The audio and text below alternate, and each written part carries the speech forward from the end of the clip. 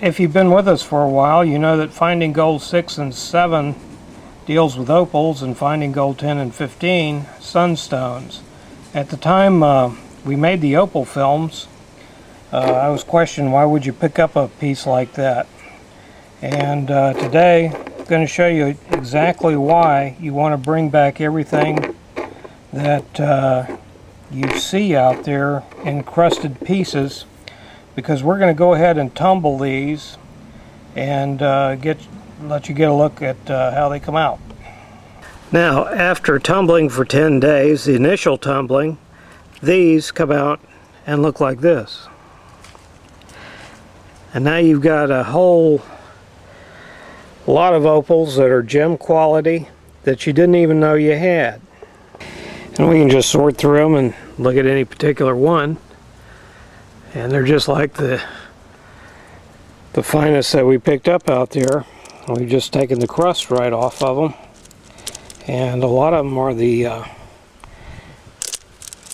real nice yellow quality that comes from the very tip ends of the vein. As you get more toward the bulk end, you get the darker red until finally they'll be so dark that you can't do much of anything with them because they're just too dark to facet. But they can be, from here they can be cut and put into jewelry by just putting a cap on. I'll show you how to do that in just a second. All the rocks that Ms. Mattson's holding there, all the opals there, is one tumbling load in this 12-pound tumbler. That's what we bought at first.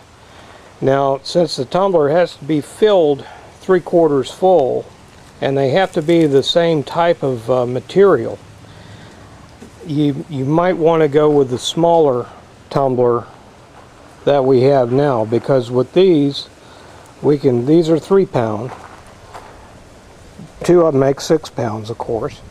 But with a little 3-pound tumbler, we don't have to, first of all, find nearly as many stones when we're going to look for them. Now to tumble, we've just tumbled with this 80 grit, and they look like they look now. That's to just knock off the big particles.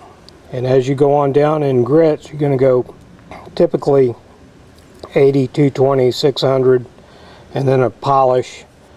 And then your final stage is going to be some ivory soap to give it that sheen, where you can sell the rocks as they are, or put them into jewelry as they are. Just put a little gold cap on the end with a wire loop to hang on a bracelet or a necklace or what have you. Or at that point, they're easy to judge whether they're a candidate for gem cutting, for lapidary. Now this is our tumbling operation running. We use the Lortone tumblers because the one on the left here has been running for about 6 years continuously. We are always tumbling with that thing.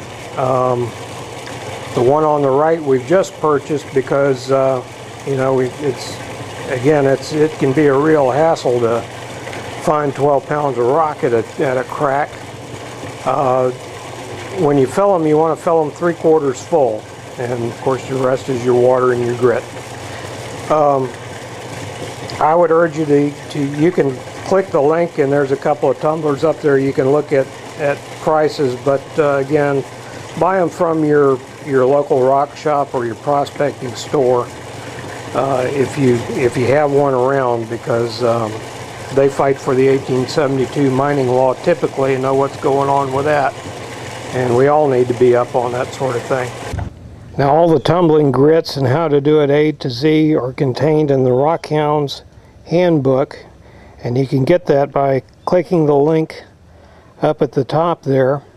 And it'll take you right to a page full of materials. And I've had about 5 or 6 of these now. This is what I use out in the field. I always have one of these with me, and you'll see why in just a second. It's got the tumblers, the grits, where you get them, the whole procedure. Now, if you can have one book, this is the one to have, because whether you're looking for gold or gems, it will take you through and show you what a pegmatite vein is, how to find the indications of one, where gold lies. It's just a quick cheat sheet of just practically everything, even how to cut and polish your gemstones down to faceting. So it's all contained here in this little guide. It's only that thick, and I would not recommend buying one new. There's no need to, because you're going to have it in the truck or the car or out in the field with you. I'm going to give you an idea of some other things you can do. Your success as a prospector in large part is going to depend on how good of a library you can put together, either in your head or on your bookshelf to take with you.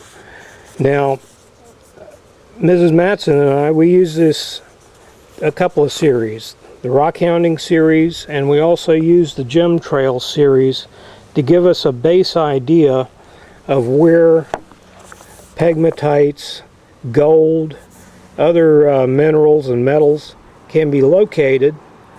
And we'll take a look at all these sites throughout the book. They're described, what they are, and we'll look for our target materials also back in the index.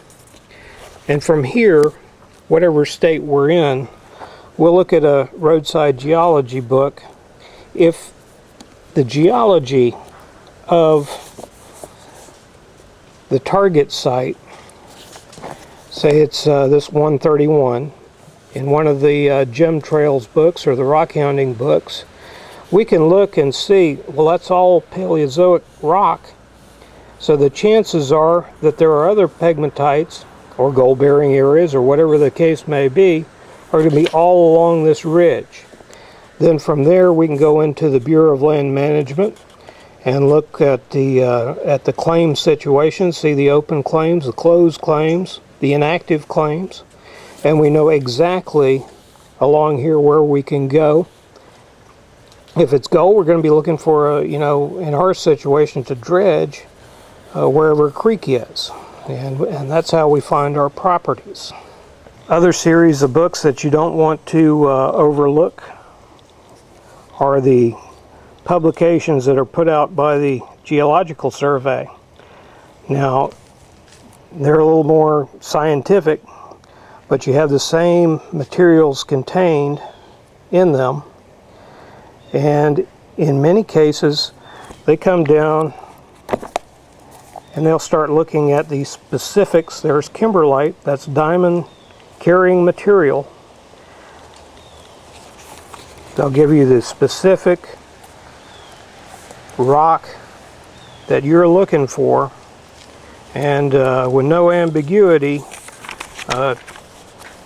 give you a, here it is, selenite occurrence reporting in the Powder River Basin near the town of Midwest section.